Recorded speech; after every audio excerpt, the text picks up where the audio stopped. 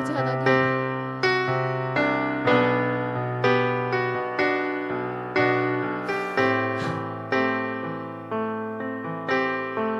아직도 주를 모르는 자들이 너무나도 많습니다. 주를 알지만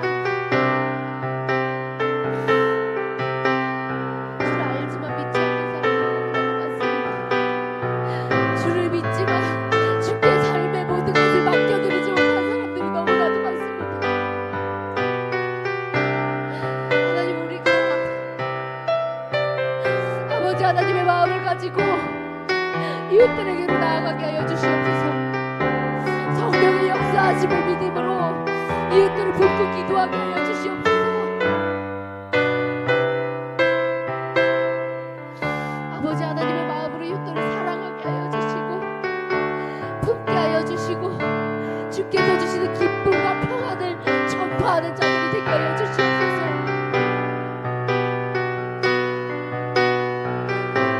상처 입은 자들이 우리를 만났을 때에 치유되고, 삶에 답이 없고 막막한 자들이 우리를 만나 예수 그리스도를 몸으로 경험함으로 믿음으로 아버지 삶의 답을 찾게 하여 주시옵소서.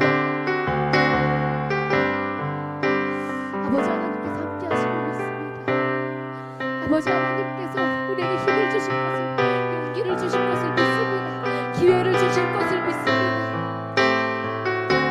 우리에게 지혜와 용기를 주셔서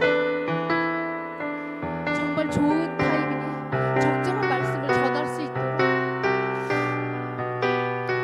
지혜 주시옵소서. 아버지 하나님의 마음을 품게 하여 주시옵소서. 감사드리며 예수 그리스도의 이름으로 기도드렸습니다. 아멘.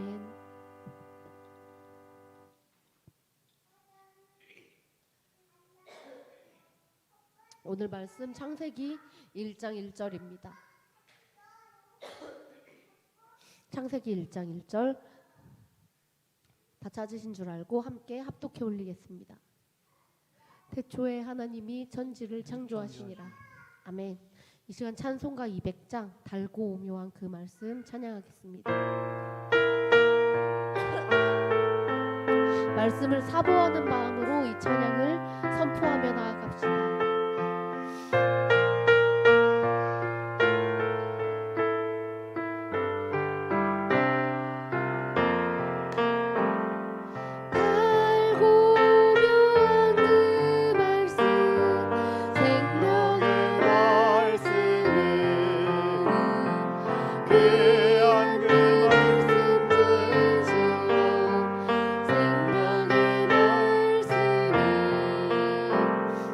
내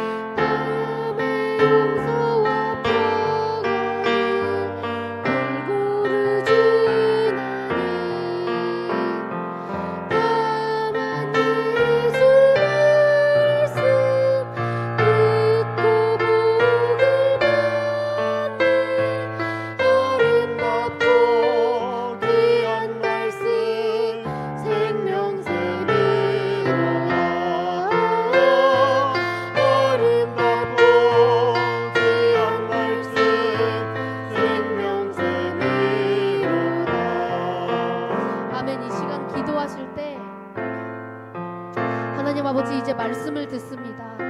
이 말씀 듣는 시간 가운데 아버지 하나님, 우리가 모르고 있던 것을 아는 시간이 되게 하여 주시고, 아는 것을 믿는 시간 되게 하여 주시고, 믿는 것에서 끝나는 것이 아니라 그것을 전할 수 있는 우리가 되게 하여 주시옵소서라고. 또한 최영건 목사님이 말씀 전하실 때에 아버지 하나님, 최영건 목사님 주님께서 강력히 붙들어 주시고 하나님 아버지의 말씀을 정말 이 성령께서 주시는 그 말씀을 온전히 전달하실 수 있는 힘을 주시옵소서라고 함께 기도하며 나아가겠습니다. 기도합시다. 주여 아버지 하나님, 이 시간 이 말씀을 위해 기도합니다. 하나님 아버지, 우리가 말씀을 듣습니다. 이 예배 시간 가운데, 이 말씀 듣는 시간 가운데 우리에게 사모하는 마음을 주시고, 아버지 달고 오묘한 이 말씀을, 이 생명샘과 같은, 마르지 않는 생명샘과 같은 말씀을 들을 때에 우리가 하나님 아버지 주의 일하심을 믿음으로 듣게 하여 주시옵소서. 그저 듣고 흘려보내는 것이 아니라, 듣고 그냥 하나님 말씀이지 생각만 하고 알고 끝나는 것이 아니라, 그것을 진정으로 우리 영이 믿고 그 믿음을 선포하는 자들 되게 하여 주시고, 우리의 삶에서 그 믿음의 변화가 일어나게 하여 주시옵소서. 하나님 아버지, 우리가 성령의 일하심을 기대하며 믿으며 선포하며 나아가오니, 이 예배를 통하여, 이 말씀 시간을 통하여 우리를 변화시켜 주시옵소서. 하나님의 말씀이 선포되는 귀한 시간 우리가 사모하게 하여 주시옵소서. 집중하여 듣게 하여 주시옵소서. 핸드폰 보지 않고, 딴 생각하지 않고 주님 말씀에 집중하여 듣는 귀한 시간 되게 하여 주시옵소서. 주여 아버지 함께 하여 주시옵소서. 주께서 이 예배 받으시는 분이신 줄 믿습니다. 예배 받으시는 분 오직 주님이시기에 우리가 이 온 마음을 다하여 주님 앞에 올려드립니다. 주께서 기쁘게 받아주시옵소서. 우리 마지막으로 찬양합시다. 아름답고 귀한 말씀.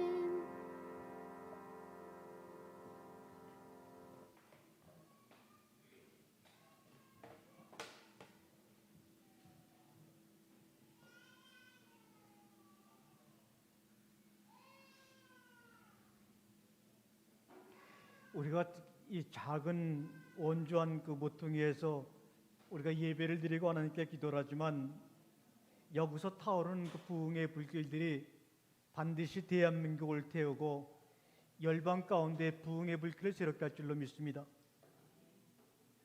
우리가 켄터키의 그 작은 도시에서 흑인들은 그 당시에는 예배당에 들어갈 수가 없었는데, 그 유리창 너머로 몰래 숨어서 그 안에 드리는 예배 광경을 보고 거기에 참석하고 싶어서 간절했던 어린 흑인 소녀로 인해서 미국에 대각성운동이 일어났고, 요한 뇌스 성경을 통해서 광산총에서 복음의 변화를 통해서 영국이 복음화가 되었고, 우리나라에도 6.25가 끝난 후에 조영기 목사님이 불광동 공동묘지 속에서 폐병이 치료된 지 얼마 안 된 그 젊은 나이에 그 불광동에다 천막을 치고 교회를 개척했던 그 교회가 전 세계에서 가장 큰 교회로 이렇게 부흥된 것을 알 수가 있습니다. 많은 사람들이 원주에서 목회하는 것은 가장 치명적이다 이렇게 얘기를 합니다. 그러나 그것은 우리들의 생각이고, 하나님께서는 이 작은 동산의 헤이스 교회를 통해서 놀라운 일을 계획하고 있을 줄로 믿습니다. 또 우리가 지금 찬양단을 모집한다고 좀 여러 주일 얘기를 하는데 아무 구름조가 한 조각도 안 보이지만, 여기에 정말 아름다운 그 실내 오케스트라가 아마 여러분 보시기 바랍니다. 얼마 안 지나서 분명히 이루어질 줄로 저는 믿습니다. 오늘 이렇게 말씀을 준비하는 가운데서 이게 줌이나 유튜브 스트리밍을 통해서 보시는 분들이 계세요. 우리가 교수님 밑에서 공부하는 것하고 사정이 생겨서 온라인으로 공부하는 것하고 똑같은 공부를 하는 것 같지만, 사실은 그 학문의 정상에 있는 교수님 앞에서 학문을 배우고 서로 줄이 토론하는 게 틀리거든요. 오늘도 여러분의 사정 때문에 교회를 나오지 못하고 이 온라인으로 예배드리는 분들이 분명히 지금 여기 많이 계실 겁니다. 그런데 한 가지 주의할 것은 파자마 바람으로 예배를 드린다든지 런닝구 바람을 예배드린다든지 이러시면 안 되죠. 제가 작년에 국내 목사님들을 상대로 해서 목회자 성역 공부를 온라인에 했었는데 어느 그 노회장을 하셨던 목사님이 카메라를 잘못 조정해 갖고 모습이 보였어요. 그분은 소리만 들었지 자기 모습을 카메라를 꺼놨는데 카메라가 켜지면서 보니까는 팬티 바람에 런닝구만 입고 그 말씀을 듣더라고요. 그것이 아무것도 아닌 것 같아도 교회당에 와서 예배를 드리건 온라인으로 예배를 드리건 예배는 하나님께 드려지는 겁니다. 그러므로 그 정성은 오히려 정말 피곤한 몸을 끌고 교회당에 나와서 예배 드리는 사람보다 더 간절한 마음이 없으면 여기서 임하는 은혜만큼 온라인으로 예배 드려서 은혜를 받기는 정말로 힘든 거죠. 그러므로 여기 나오시는 분들이 옷을 정갈하게 입고 나오는 것보다 집에서 온라인으로 예배 드리는 분들은요 더 정갈하게, 그리고 주변 분위기를 좀 깨끗하게 하고 그 말씀에 집중할 수 있는 분위기를 만들어 놓고 예배 드려야지 그냥 뭐 소파에 누워서, 지금 그런 사람 없겠죠. 뭐 이러면 이거 안 되는 겁니다. 오늘도 설교를 다 준비를 했는데 갑자기 이 설교를 할 수 없고 하나님이 이렇게 좀 얘기했으면 좋겠다 이렇게 말씀을 하셔서 제가 오늘 여기 보니까 이렇게 썼어요. 우리가 지금 창세기 1장 1절에 우리가 알고 있는 것은 2000년 동안 창세기 1장 1절은 태초에 하나님이 천지를 창조하시느니라. 이게 2000년 동안 우리 믿음의 사람들이 성경을 읽게 되면 누구나 다, 그러니까 이거는 성경에 처음 나와 있기 때문에 다 기억을 하고 있어요. 태초에. 그러니까 이거는 아무것도 없는 상태 속에서 무에서 하나님의 능력과 권능으로 여러 가지 다양한 것을 만들었다 이렇게 얘기합니다. 근데 그게 여러분하고 무슨 상관이 있습니까? 무에서 만들었고 위에서 만들었건 여러분하고는 아무 상관이 없잖아요. 무에서 만들었다 그러면 하나님이 대단한 분이고 그 아무것도 없는 가운데서 나를 만들었다 그러면 내가 대단한데 내가 살아온 세월을 보니까 뭐가 내가 대단하게 보여요? 몸도 축축 처지고 무겁기만 하지 뭐 생각대로 되는 일은 없지. 60평도 살아보고 소라처럼 30평생을 살아봐도 30평생 살았나요? 아직 안 됐나요? 30평생을 살아봐도 살아온 기간도 쉽지 않았지만 살아갈 생각을 하니까 이게 또 막막해요. 그리고 오죽하면 젊은이들이 M4 세대다, 여러 가지를 포기하고 사는 세대다. 그러면 이 무에서 유를 창조했다 그러는 태초에 하나님이 천지를 창조했다는 말이 우리에게 도대체 무슨 의미가 있느냐 말이에요. 무에서 유를 창조하신 하나님이 보니까는 아니 6.25 전쟁 때보다도 더 많이 이번에 코로나로 죽은 거 아세요? 여러분 주변에 친인척 가운데서 코로나로 죽은 사람이 없으니까 지금 신경을 안 쓰지. 지금 20만 명이 넘게 죽었단 말이에요. 그럼 그 하나님은 도대체 바이러스를 그냥 놔두신 건가? 바이러스보다 못한가? 2차 세계대전에 죽은 사람들이 100만 명도 안 되는데 이번 코로나로 200만 명 이상이 죽었어요. 그 도대체 젊은 사람들이 이 창세기 태초에 천지를 창조했다 이것을 읽게 되면 그래 태초에 무에서 유를 창조하신 하나님의 권능을 우리 찬양합시다. 아멘. 그럴 수 있을까요? 그럴 수 없는데 그러라고 자꾸만 믿어 하니까 이게 기독교라는 종교가 아주 복잡해지는 거예요. 그런데 이거를 보니까 제가 히브리어를 보고 헬라어를 보고 또 우가리어라는 어를 보고 아카도 지금은 없는 수천 년 전의 언어를 제가 연구해 보니까 이것이 순서가 바뀌었어요. 순서가. 그러니까 사람이 단어 하나만 앞으로 갔다 뒤로 갔다 하더라도 천지가 개벽이 되는 거예요. 예? 저 요 밑에는 뭐라고 되어 있죠? 한번 우리 반주자 성도님이 한번 읽어보세요. 요 아래 요거 한번 읽어주세요. 네. 이게 지금 태초가 어디로 갔어요? 앞에 있다가 뒤로 가버렸어요.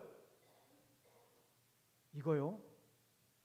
여러분 곰곰이 딴 생각하지 말고 하나님이 천지를 창조하신 태초에 이걸 자꾸만 되씹어 보세요. 그리고 태초에 천지를 창조하시니라는 그 의미와 하나님이 천지를 창조하신 태초, 요거 뭐지? 요거 여러분 오늘 몇 분이 안 나왔지만 세계에서 최초로 여러분이 듣는 말이에요. 제가 이걸 이제 얘기할 거예요. 비록 우리는 작은 교회지만 하나님의 말씀의 그 깨달음, 그러니까 루터가 종교개혁을 일으켰지만 우리는 종교개혁을 일으키면 안 돼요. 우리는 말씀의 개혁을 일으켜야 돼요. 가톨릭으로부터 종교를 개혁시켰지만 나쁜 건 다 받아들였어요. 원죄도 받아들여갖고 가톨릭에서 그나마 정말 마녀 사냥을 별로 안 했었는데 루터와 칼빈의 추종자들은 20년 동안 마녀 사냥을 해갖고 얼마나 많은 사람을 죽였는지 몰라요. 그러므로 앞으로 이 시대가 살아가려 그러면 이 어렵고 힘든 세대를 헤쳐나가려 그러면 말씀의 계획이 일어나야 돼요. 누구부터? 여러분 마음에서부터. 근데 그 말씀의 계획이 쉽냐 어렵냐? 이게 글자 단어 하나가 앞으로 가고 뒤로 가면 따라서 우리의 인생이 완전히 뒤바뀌어지는 거예요. 무슨 말이냐? 이 태초에 하나님이 천지를 창조했다고 번역하니까 우리 기독교인들은 옛날 초대교회 어거스틴부터 지금까지 태초는 없는 것에서 있는 것을 만드신 하나님의 능력이라고 얘기하고 있어요. 그런데 아무리 곰곰이 생각해봐도 교회에서 목사님들이나 신부들이 너 질문하지 마, 궁금하게 생각하지 마, 의심하지 마, 내가 하라는 대로 따라해, 이러고 했으니까 그동안 2000년 동안 입 딱 다물고 그리고 있다가 또 질문을 하게 되면 교회의 질서를 흐트러뜨리는 놈, 아주 나쁘게 보는 거예요. 그래서 그 전까지는 그렇게 참고 살았지만 이제는 아무 데나 가서 1시간 알바만 하더라도 먹고 사는데 걱정이 없어요. 그런 젊은이들의 입을 누가 막을 거예요? 그런데 하나님이 천지를 창조하셨어요. 근데 그 앞에 누가 있냐면 태초가 딱 버티고 있는 거예요. 요거를 이렇게 해석해 볼 수가 있어요. 자, 이 태초라는 말이 원래 히브리어나 이 우가리어는 이 오른쪽부터 이렇게 써나가요. 옛날 우리 한글도 한문도 그랬어요. 네. 자, 그러면 이 태초,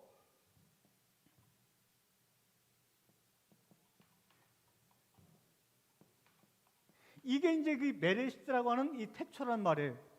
근데 이렇게 딱 해놓고 원래 그 단어 여기 가운데 뭐가 있냐면 관계 대명사.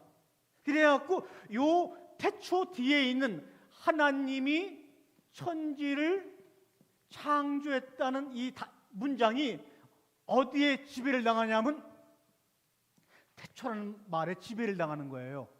그러니까 아무것도 없는 것 가운데서 하늘과 땅을 창조했다는 것을 이야기하고 싶은 것이 아니라, 얘들아, 소라야, 내가 말이야 하늘과 땅을 창조했어. 그러고 있으니까 이 소라 마음속에 뭐가 생기냐면 태초라는 그 글자가 딱 눈에 보이는 거예요. 천지를 창조한 것이 문제가 아니라 하나님이 내가 하늘과 땅을 창조했다고 얘기하는 순간에 주영이 마음속에서 태초가 열리는 거예요. 이게 무슨 말이냐? 이스라엘 백성들이 이 창세기 1장 1절을 읽고 있을 때 어떻게 살았지요? 갈대아 우르에서 나와가지고 하나님이 아브람 가족을 하란으로 해서 가나안까지 끌고 왔더니 간지 얼마 안 돼서 뭐가 당했어요? 가뭄이 들었죠. 그래서 얼로 쌀을 얻으러 갔죠. 애굽으로 갔어요. 그리고 자기 부인을 아내라 그랬어요. 그리고 있다가 또 두 번째 가뭄이 들어갔고 또 거짓말했어요. 또 이삭 때도 그랬고 야곱 때도 그랬고. 그 가나안 지역은요 주기적으로 가뭄이 오는 지역이에요. 그러니까 뭐 특별히 우리나라처럼 가뭄이 안 들었다가 몇십 년만에 한 번씩 가뭄이 드는 것이 아니라 이 가나안 땅은 우기와 비 오는 날과 비 안 오는 날이 아주 계절적으로 갈라져 있기 때문에 2, 3년에 한 번씩 꼭 이 가뭄이 들어요. 그래가지고 결국은 아브라함의 손자 야곱 때는 가뭄이 너무나 극심해서 얼른 내려가서 애굽으로 내려가서 살았죠. 살다가 몇 년을 살았어요? 430년. 처음에는 요셉 때문에 국무총리 집안이라 그래갖고 잘 나가다가 요셉이 죽자마자 나머지 그 주변에 수십만 명의 그 정말 배고픔 때문에 내려왔던 이방 민족들이 다 노예가 돼가지고 400년 넘게 노예살이를 했어요. 그리고 겨우 이제 모세를 따라서 광야에 나와 있는 그런 사람들에게 지금 얘기하고 있는 거예요. 근데 지금 400년 동안 종살이 하다가 겨우 해방됐다고 그랬더니, 그래서 가나안 땅에 가는 줄 알았더니, 가나안 땅은 바로 손만 이렇게 하면 가나안 땅인데 거기도 못 들어가고 몇 년 동안? 40년 동안 광야에서 먹을 것도 없고 마실 것도 없고 뱀과 정갈과 독사가 길거니에서 40년을 살았는데 어떻게 살았냐? 먼저 나온 조상들은 광야에서 다 죽어버리고 광야에서 태어나는 아이들만 지금 살아있는 거예요. 지금 잘 생각해 보세요. 그런 사람들에게 하나님이 나타났고, 내가 무에서 유로 하늘과 땅을 지었어. 너희가 살고 있는 이 광야도 내가 지은 거야. 이렇게 했을 때 그게 무슨 의미가 있을까요? 아무 의미가 없는 거죠. 그렇잖아요. 당신이 무에서 유를 만든 권능과 능력이 하나님이라 그러면 왜 우리를 아브라함 때부터 불러내갖고 애굽에서 400년 넘게 종살이에, 좋아, 그것 좋다 그거야. 그러면 우리를 해방시켰으면 가나안 땅으로 끌고 와서, 왜 광야를 끌고 와서 우리 아버지 할아버지가 다 여기서 죽게 만들어 눈앞에서 우리 아버지가 죽는 거를 나에게 보여주는 거야. 당신이 하나님이라면 도대체 이유가 뭐야?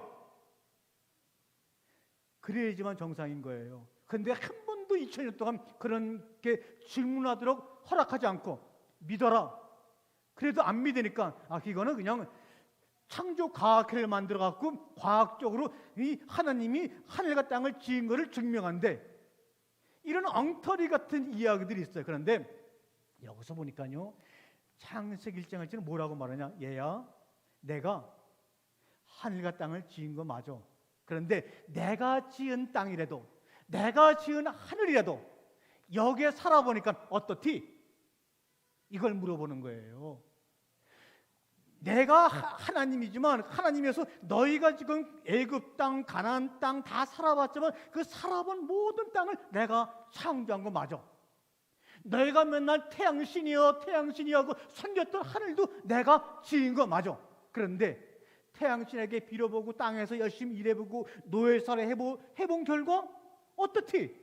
살만하니? 살만할까요? 살만하지 않았어요. 우리는 일제 36년만 살아서도 해방하려고 많은 사람들이 독립운동하다 얼마나 죽었어요. 그런데 400년이 넘게 종살이 해본 사람에게 어떻게 땅에서 살만하디? 빰 맞는 거예요. 지금 만약에 나하고 주여사하고 이제 오주에 배낭여행 갔어. 그래갖고 레바논 이런 데를 갔어. 그러니까 이 레바논 땅 하나님이 지신 거니까 살만하지? 그러면 그냥 맞아 죽는 거예요. 그냥. 왜? 매일매일 그냥 아이들이 굶어 죽거나 폭탄에 맞아 죽고 그냥 보더라도 그냥 다 집안에 한두 명씩은 다리가 잘리는 아이들이 있는데 거기서 어때? 내가 지은 땅 어떠냐? 그건 맞아 죽는 거죠. 그렇게 얘기를 하고 있으니까 복음을 가지고 세계 사람을 품질 못하는 거예요. 주님은 그것을 말하는 것이 아니라, 내가 솔직히 말하겠다. 내가 하늘을 지었고 땅을 지었지만 여기서 살아보니까 어떻디? 주님은 어떤 답을 원하셨냐? 너무 살기 힘들어요. 아무리 당신이 내 아버지라 그래도 나는 희망이 없는 것 같아요. 내 속에 행복이 없는 것 같아요. 기쁨이 없는 것 같아요. 때로는 내가 정말 요셉과 같은 사람 밑에서 잘 나갈 때는 모르지만 나 외에도 전 세계에 흩어진 많은 사람들이 가난과 기근과 배우지 못한과 많은 것 때문에 지금도 고통당을 생각하면 살맛이 안 나요. 그 말을 하나님은 듣고 싶은 거예요. 하나님 앞에 솔직하자고요.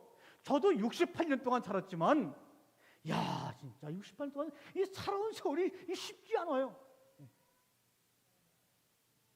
이 해밍웨이 바다와 노인과 바다, 누구를 위해 종을 울리나, 이런 걸 지은 이 해밍웨이도 61살에 자살해버렸어요. 근데 자살하기 전에 2번 이미 자살의 경험이 있었고 4번 결혼했고 2차 대전에 참전해서 다리에 폭탄이 맞아갖고 양다리가 잘릴 뻔했었고 노벨 문학상을 받은 사람인데 얼마나 힘들었으면. 그러니까 주님은 이 하나님 말씀을 맡은 사람들을 통해서 해밍웨이에게 그렇게 물어봐야 되는 거예요. 야, 내가 네 삶을 돌이켜보더라도 내가 지은 땅에 살았지만 살기가 녹록치 않았구나. 앞으로도 살기가 힘들어서 스스로 목숨을 끊니? 그러면 해밍웨이가 네, 끊을게요. 그리고 사냥총으로 자기 머리를 싸갖고 죽었단 말이에요. 지금도 그런 사람들이 얼마나 많아요. 여러분, 아무리 노력해도 우리는 부자가 될 수가 없어요. 우리나라 1% 부자들이 가지고 있는 평균 자산이 얼마인지 아세요? 얼마나 될까? 우리나라 1% 부자, 엄청난 거죠. 1% 부자 얼마나 하고 있을 것 같아요, 권사님? 1% 부자니까 이건 뭐 우리는 상상 못 하잖아요. 그럼 1% 부자들이 어느 정도 가지면 1% 부자라 그럴까요? 마침 내가 1% 부자 되게 해드릴게요. 얼마나 가지고 있을 것 같아요? 신문에 보니까 나도 희망을 가지려고 하다가 간뒀어. 29억. 29억 있으면 1% 부자인데, 아이, 째째하게 그거. 그런데 보니까요, 그 1% 부자 안에서 또 1%가 90%를 다 갖고 있대요. 그러니까 1% 중에서 1%가 90%를 다 갖고 있대요. 그리고 우리 국민의 50%는 2%를 가지고 싸운대요. 그러니까 이건 안 되는 거예요. 그러니까 하나님이 뭐라 그러냐면 내가 하늘과 땅을 지었다. 그러면서 태초에라는 건 뭐냐? 태초라고 하는 것은 뭐냐?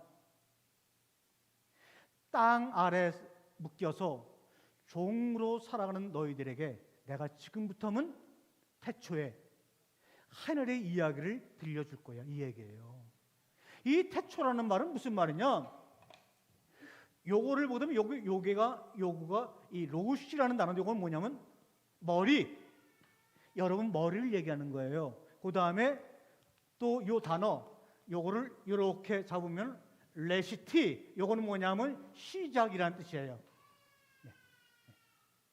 그러니까 이제부터 내가 하늘과 땅을 지었지만 나도 알아. 이 내가 지은 하늘과 땅에서 너희들의 삶의 소망은 없는 거야.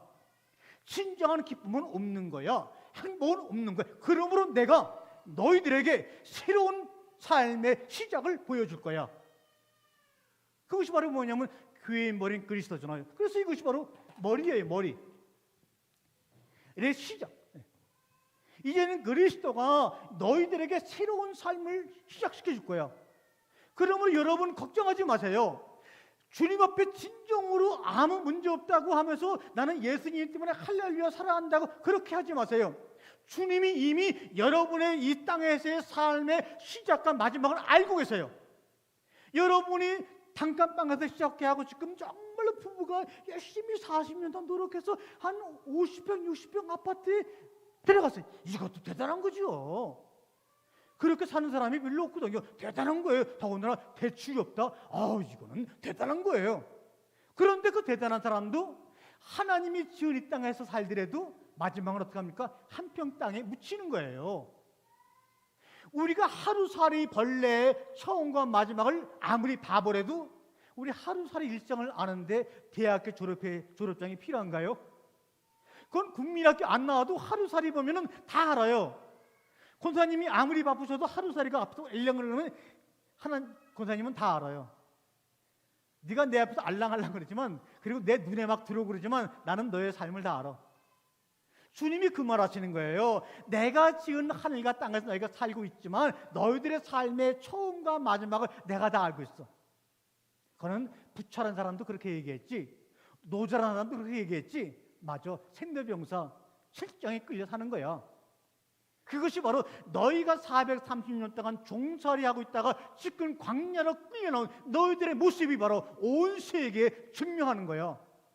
주님은 그거를 증명시키려고 이스라엘 백성들을 끄집어낸 거지. 거기다가 무슨 복 주려고 나는 그런 목 같으면 발로 차버리고 말지.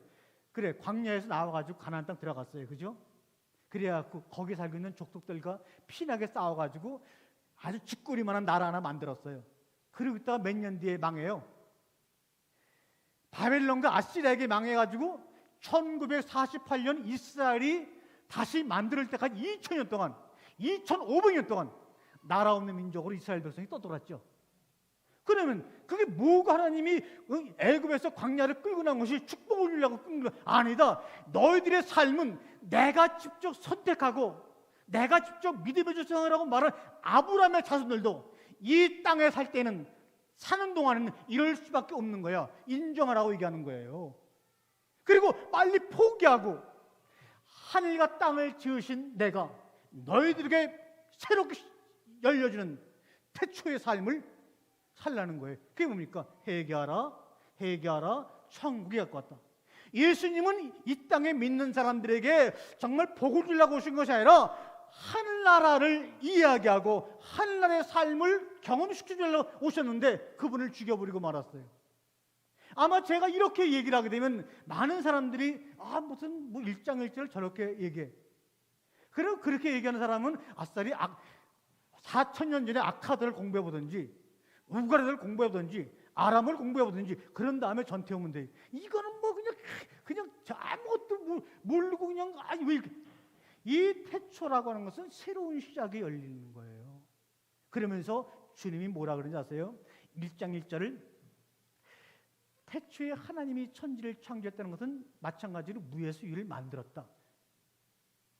그게 자랑되는 거 아니에요. 그런데 하나님이 천지를 창조한 태초에, 하나님이 천지를 창조하신 태초에, 이런 말은 무슨 말이냐? 이렇게 이해하면 돼요. 한번 따라해보세요. 하늘도 알고 땅도 알고 나도 안다. 얘들아, 이 말이에요. 너희가 신처럼 생겼던 그 하늘도 너희들의 마음을 알고 땅도 너희들의 마음을 알고 땅과 하늘뿐만 아니라 나도 너희들의 마음을 안단다. 오키야, 이 얘기예요. 그 얘기를 들었을 때 우리가 할 일은 뭐예요? 무슨 고백이 나오겠어요? 그래요, 목사님. 저도 목사님 편을 들어보니까 하늘도 알고 땅도 알고 이제서야 내가 늦게나마 나도 알게 되었네요. 이렇게 말할 때 내가 무슨 말을 하겠어요? 이미 창세기 1장 1절에 읽게 되면 내 삶의 무기력 때문에, 내 삶의 고난과 무거움 때문에 내가 쓰러지는 것이 아니라 하늘도 알고 땅도 알고 나도 안다고 하는 그 하나님의 그 태초 속에 감춰져 있는 그 음성이 들릴 때 우리는 쓰러질 수밖에 없어요. 그리고 뭐라 그럴까요? 아버지요. 아버지요. 나의 뜻대로 마옵시고 나의 욕정대로 마옵시고 나의 욕심대로 마옵시고 아버지의 뜻대로 하옵소서. 그런 고백을 하는 사람만이 자기 십자가의 죽음을 지고 일생을 살아가면서도 야, 행복하다. 저도 오늘 기도를 하고 있는데 야, 한구나, 너 1장 1절 그거 버려. 그거 아니야. 내가 하늘과 땅을 지었다, 태초에. 그런데 아담부터 요한계시록의 요한까지, 여러분까지 이 창세기 1장 1절을 우리에게 들려주시는 하나님의 나도 알고 땅도 알고 하늘도 안다고 하는 그 음성, 내가 땅을 살아보고 하늘처럼 높은 인생의 권력과 명예와 물질의 삶을 살아본 너희들에게 말하는데 그 삶은 너희들에게 행복을 줄 수가 없어. 내가 새로운 행복, 영원한 행복을 내가 너희들에게 선물하기 위해서 이 땅의 삶을 경험시킨 거야. 눈이 열리고 귀가 열리고 입이 열리게 되면 어떤 고난도 우리의 삶을 막을 수가 없어요. 어떤 절망도 나의 희망을 막을 수가 없어요.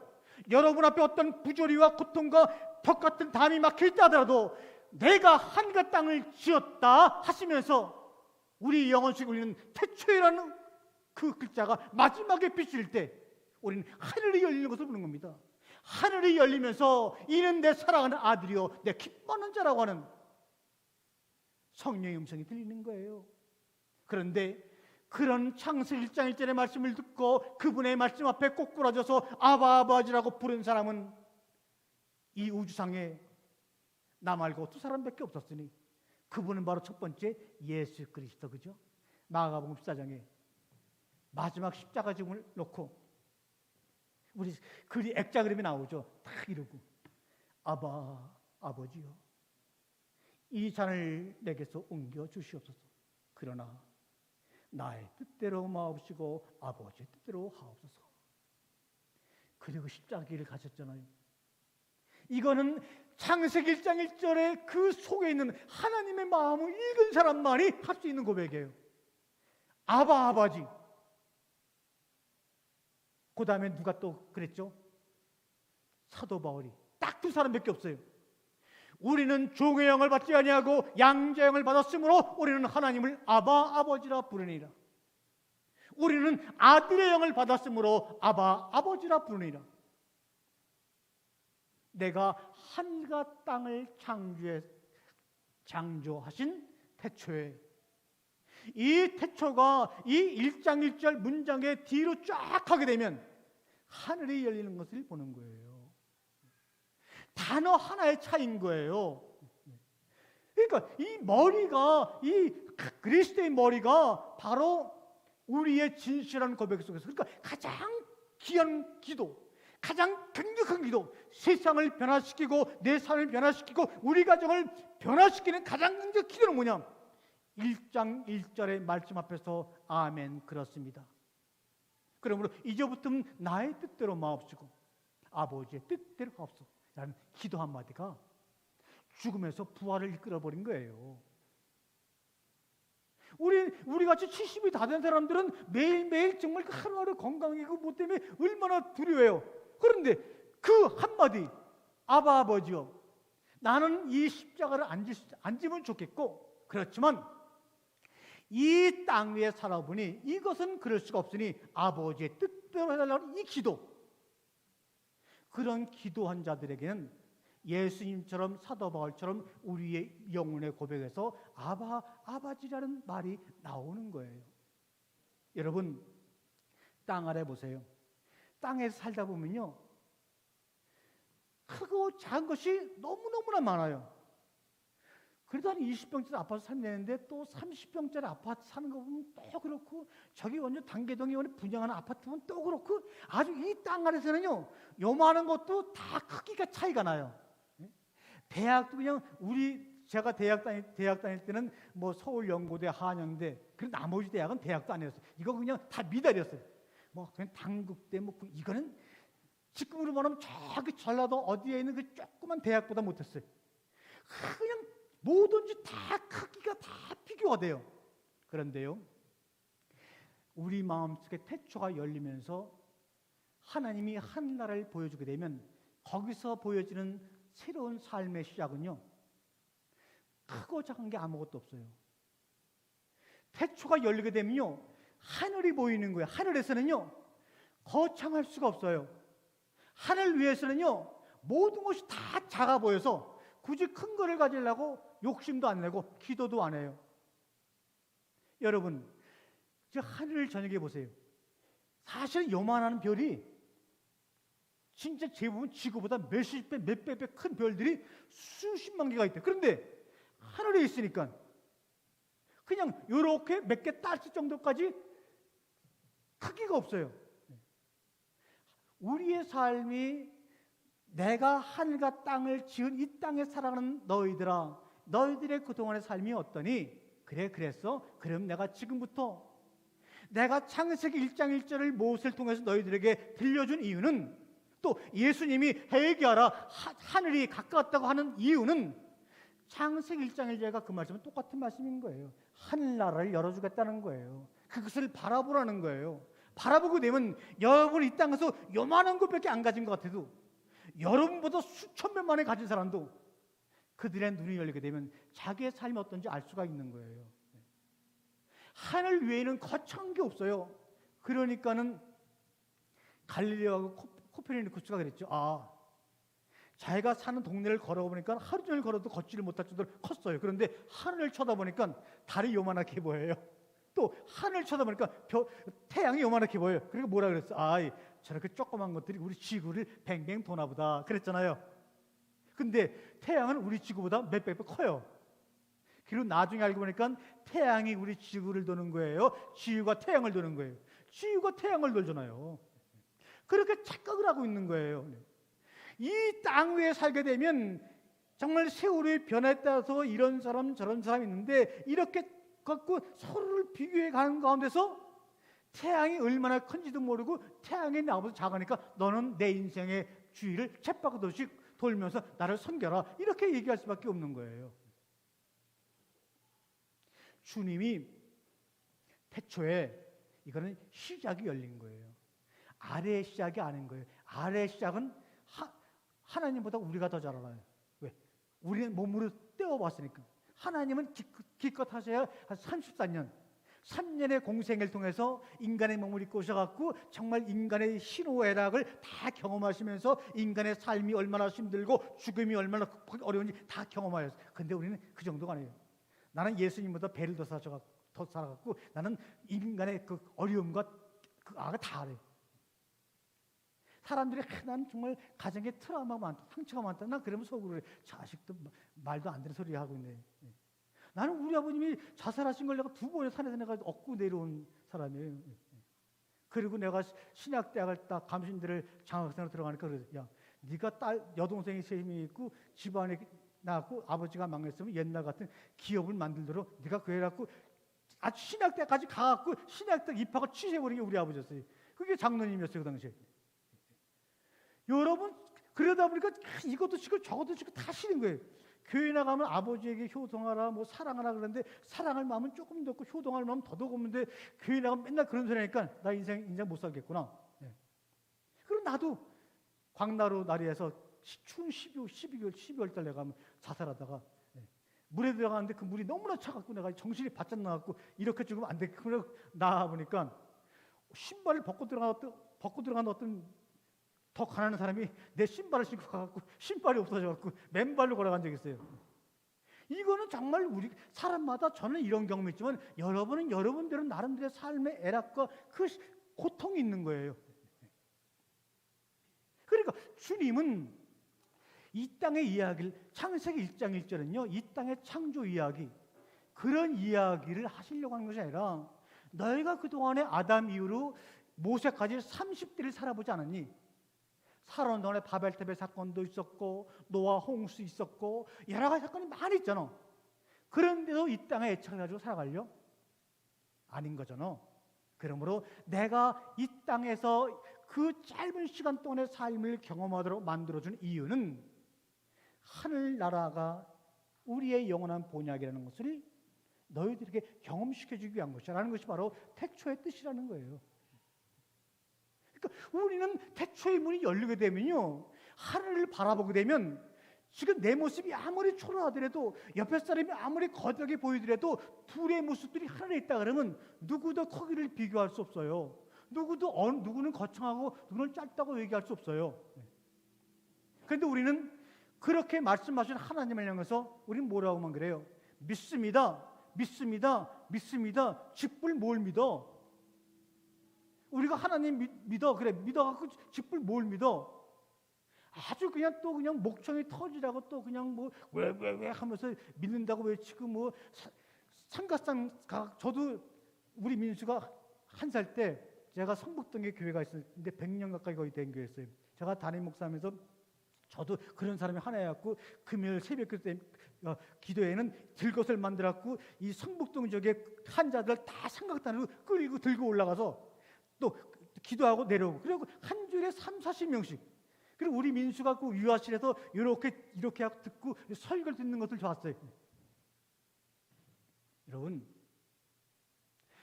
믿음이라고 하는 것은 우리가 쓰는 언어가 아니에요. 그거는 하나님이 우리에게 말씀하시는 거예요. 그러잖아요. 아브라함이 여호와를 믿으니 하나님이 그를 의롭다 했다. 그 말은 무슨 말이에요?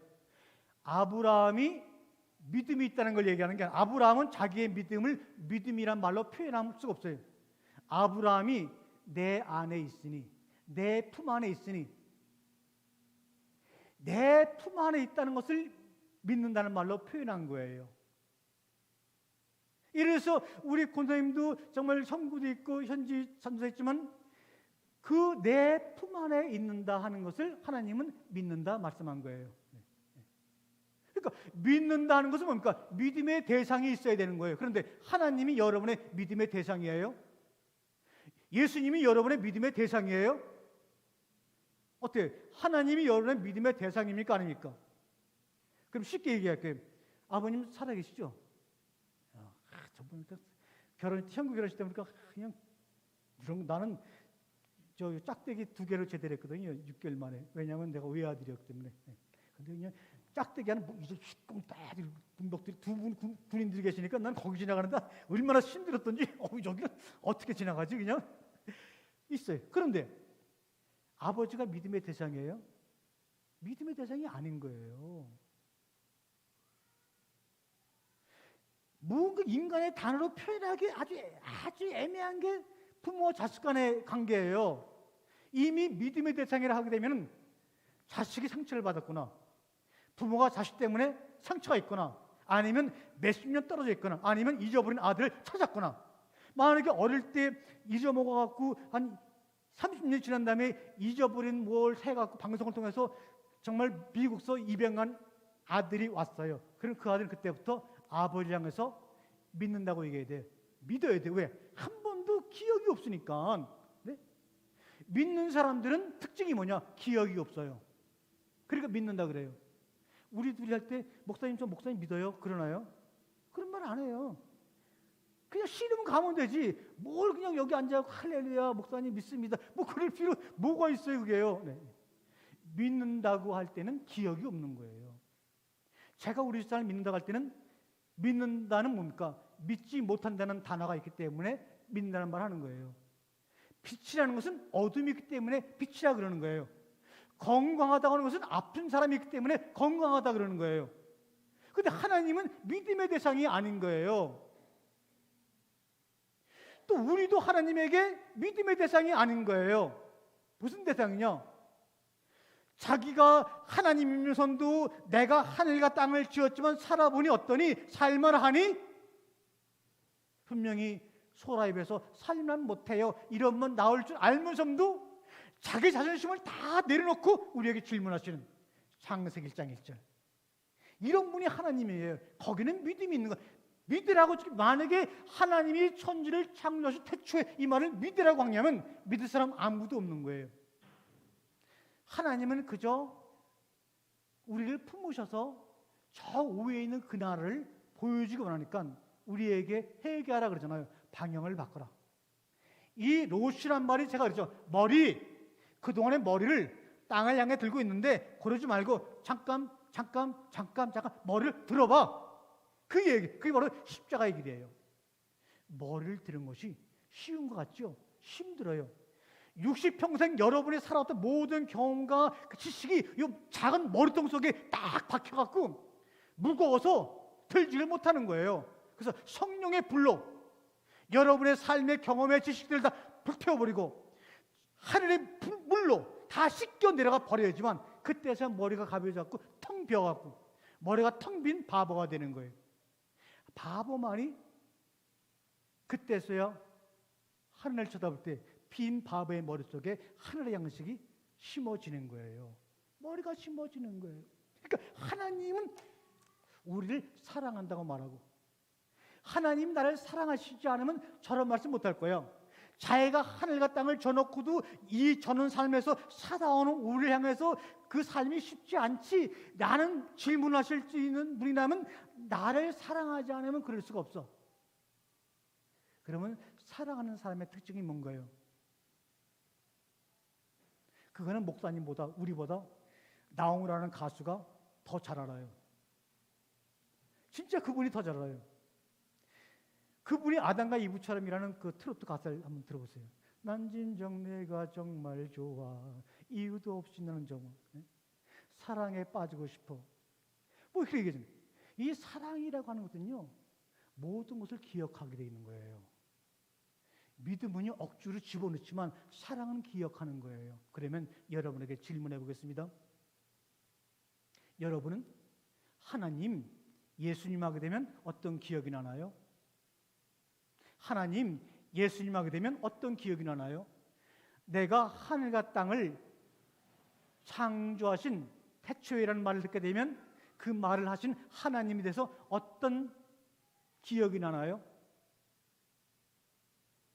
기억이 안 나면은 여러분의 머리를 비워야 돼요. 그것이 우리의 기도 제목이에요. 기억이 안 나면 여러분 언어를 바꿔야 돼요. 그게 바로 큰 기도 제목이에요. 기억이 안 나면 여러분의 상상력을 바꿔야 돼요. 그게 바로 큰 기도 제목이에요. 아들이 잘 되라고, 딸이 잘 되라고, 교회가 잘 되라고 교회 와서 금식 기도하는 것이 아니에요. 아들을 향한 내 언어, 내 말버릇, 내 목소리, 내 표정, 이것이 바뀌어지는 것이 바로 아들을 위해서, 딸을 위해서 가장 귀한 거예요. 엄마와 아버지를 향해서 정말 바쁘지만 그 엄마 아버지 얘기를 묵묵히 바보처럼 1시간이고 2시간이고 들어줄 수 있는 딸, 그 딸이요 흑염소 갖다 주는 것보다 더 엄마 아빠의 건강을 귀하게 만들어주는 거예요. 우리는 엉뚱한 걸로 기도하고 있는 거예요. 그 기도를 멈춰라고 주님이 얘기하시는 거예요. 믿는 사람들은 하나님 하게 되면 아무 기억이 없어. 예수님 아무 기억이 없어. 그저 그냥 믿음으로 하나님이 가지고 있는 것을 내가 좀 내 것으로 옮겨오려고. 주님이 십자가의 죽음을 졌으니까 나는 믿음을 가지고 십자가 길을 피해서 이 땅에 사는 동안에 좀 이렇게 살아볼까, 그 믿음. 그러니 저는 우리 집사람을 믿어본 적이 없어요. 사랑만 했죠. 그러다 보니까 아주 기억들이, 전수사 때 집안이 망한, 완전히 쫄쫄이 망한 이 독학생을 저 사람이 직장생활을 쫙 하면서 저를 만나가지고 책도 사주고 용돈 주면서 하면서 그렇게 해갖고 결혼해갖고 저 강원도 속초에 그 하나콘 들어가는데 결혼 첫날 그냥 벌써 40년 넘었잖아요. 근데 저 사람도 야했던 것 같아. 아주 옷을 그냥 속옷이 살짝 비치는 드레스를 딱 입고 그 베란다에서 이런 사람, 아직도 그 사진을 보거나 이렇게 크게 만들어 보거나 있어요. 그때 생각하면 모든 시름이 다 잊어버린 거예요. 그러면서 그 뒤를 연이어가지고 10원 아픔 당하고 신혼여행 갔는데 설악산을 쫙 올라가니까 뭐 도토리도 팔고 파전도 팔고 감자전도 파는데 우리 집 사람 사주고 싶은데 빌어서 그때 돈을 잊어버리니까 지갑에 돈이 한 푼 없네. 그러니까 우리 사람 눈치를 채고 전통에 우리 한건 씨, 우리 저거 도토리묵하고 저 파전 좀 먹고 갈까? 그래? 당신 먹고 싶어? 먹고 싶어. 그럼 잘하면 돈 내고. 그 기억들이. 그리고 그때는 콘도라는 말이 굉장히 서툴렀어요. 그래갖고 어떤 사람이 콘도 이렇게 티켓을 빌려주는데 그 38 휴게소 거기 이제 고속버스가 쉬는데요. 그러니까 너무 좋아서 난 아무 생각. 그래갖고 하면서 이제 했는데 여기 이제 이렇게 그 하수도가 있는데 우리 사람이 건너가니까 그냥 건너가면 내가 위험할 것 같아서 여보 이렇게 하면서 어디 뭐 잘못된 데 없나 이렇게 쳐다보는데 양복 주문했던 이 콘도 티켓이 빠져버린 거예요. 그러니까 내가 갑자기 콘돔 그런 거예요.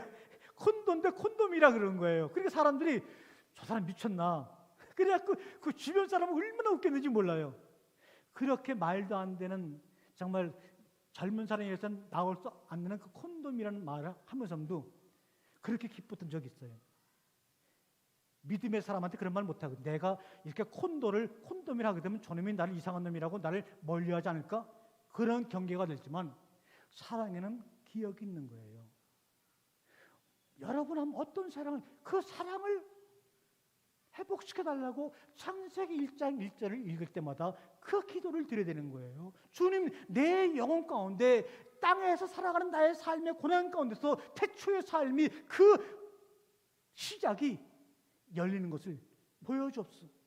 그 열림을 위해서 주님께서는 어디에 십자가에 돌아가셨잖아요. 회개하라, 천국, 그 태초의 문을 우리에게 보여주기 위해서 스스로 십자가에 돌아가셨잖아요. 그러면서 결론 내립니다. 그러면서 십자가에 돌아가셨다가 사흘 만에 부활하신 다음에 요단강가에 오셔갖고 153마리의 고기를 잡게 해가지고 제자들을 불러놓고 생선을 구워주면서 베드로만 따라 불러서 물어봅니다. 네가 나를 믿느냐? 네가 나를 믿느냐? 그러셨죠? 소라씨? 네가 나를 믿느냐? 그렇게 말씀 안 하셨죠? 믿느냐고 묻지만 네가 나를 이것들보다 더 사랑하느냐? 네가 나를 사랑하느냐? 나를 사랑하느냐? 그 말은 뭡니까? 네가 나에 대한 기억이 있느냐? 나에 대한 기억이 있느냐? 그 말을 듣는 순간에 베드로는 아무 기억이 없네. 예수님을 3년 동안 모든 것을 다 버리고 쫓았지만 지금 네가 나를 사랑하느냐고 묻는 그 하나님의 질문 앞에서 나는 주님에 대해서 아는 게 하나도 없네. 기억나는 게 하나도 없네. 어떻게 했을까요? 꼬꾸라지면서 주여 나를 떠나시옵소서. 나를 떠나시옵소서. 주님은 떠나라 그러면요 안 떠나요. 내 삶이 고달프다 그러면요 더 안 떠나요.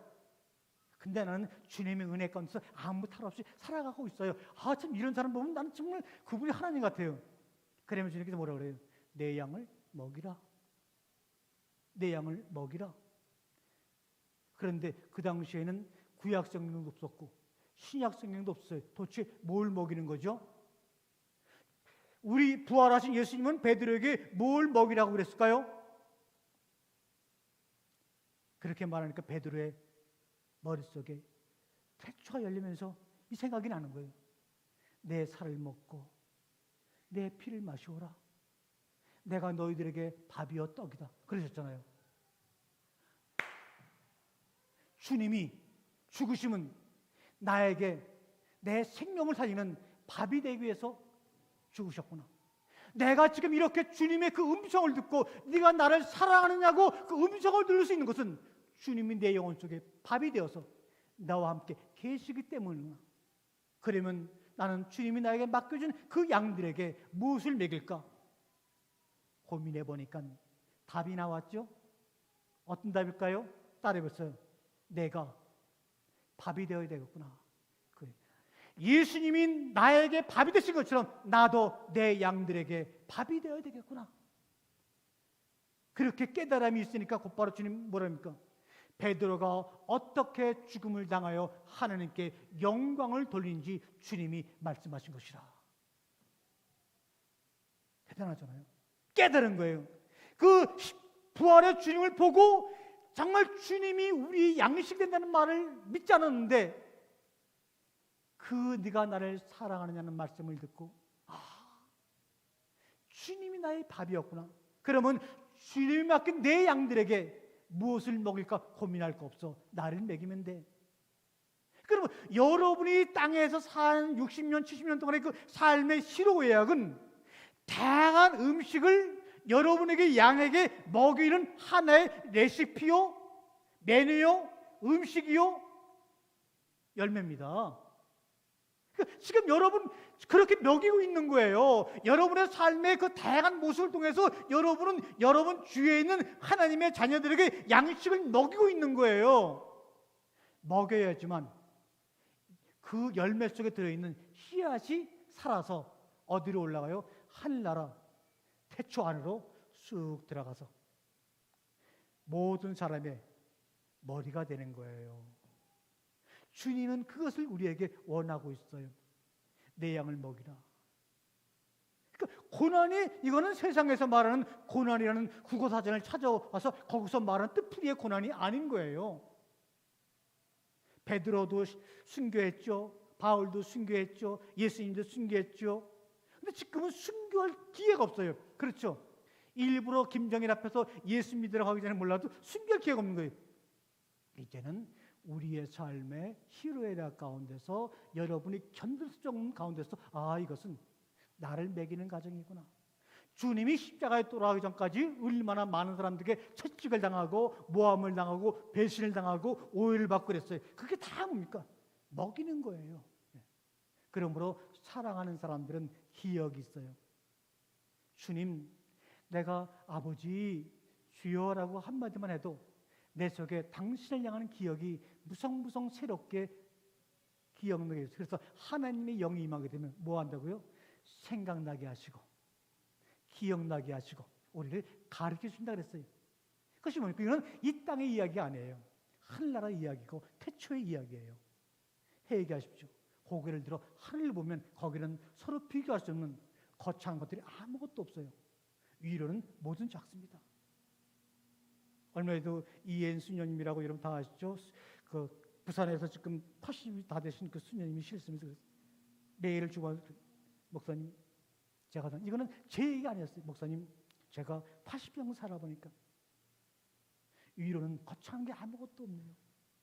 위로는 모든 것들이 작은 것 같은데 우리는 이 땅을 놓고 그렇게 서로 비교하며 다투며 살아가니 어떻게 하면 좋겠어요? 그러면서 요번에 마지막이 될지 모르는 시를 쓰시면서 저 이야기를 하셨어요. 하나님이 천지를 창조했다는 것이 위대한 것이 아니라 하나님이 지은 그 천지도 이 땅에 살아가면서는 우리에게 행복을 줄 수 없다는 것을 80평생 우리의 삶의 나그네 길을 통해서 알고, 태초의 길이 우리에게 열리고 홍해가 갈라져서 광야를 나간 것처럼 여러분 삶 가운데 정말 이 창세기 1장 1절이 은혜가 돼가지고 태초의 길이 열리면, 홍해가 갈라지면 여러분 앞에 놓여 있는 것은 축복이 아니라 광야의 길입니다. 근데 그 광야의 길은, 홍해가 열려서 걸어갈 때 광야의 길은 우회에서 들어간 광야길하고는 틀린 거예요. 오늘 이 시간부터 여러분의 삶에 열리는 그 홍해가 갈려서 여러분을 기다리고 있는 그 광야 속에는 주님이 맺으신 양들에게 먹이가 되는, 광야에는 먹을 것 아무것도 없어요. 왜 여러분이 광야에 들어갑니까?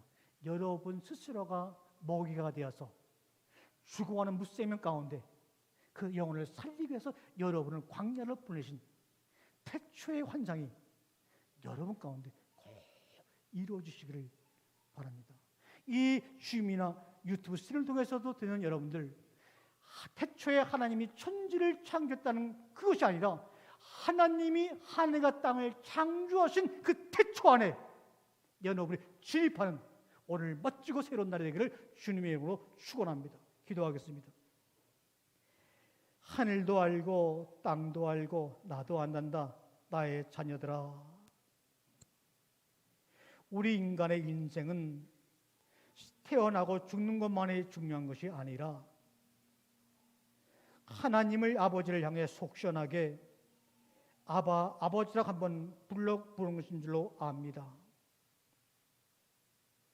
땅 아래에 묶여 이 땅은 하나님이 지었고 저 하늘은 하나님이 지었으므로, 내가 믿는 그분이 지었으므로 내가 이렇게 기도하고 믿으면, 충성하고 섬기면 이 땅을 변화시켜서라도 나의 삶을, 나의 기도에 응답해 주실 거를 믿고 이때까지 왔지만, 그런 모든 기독교 교리와 관념을 내려놓고 땅 안에 묶여 종살이 하고 있는 우리들에게 하나님은 지금도 하늘나라 이야기를 하고 계시며, 우리의 사랑하는 마음 가운데 하나님에 대한 추억의 기억과 죽음으로 승리하신 예수 그리스도의 그분의 기억들이 우리 안에 새록새록 살아나고 생각나고 가르침으로 변화가 될 수 있는 오늘 이 시간의 말씀이 되도록 주님 인도하여 주옵소서.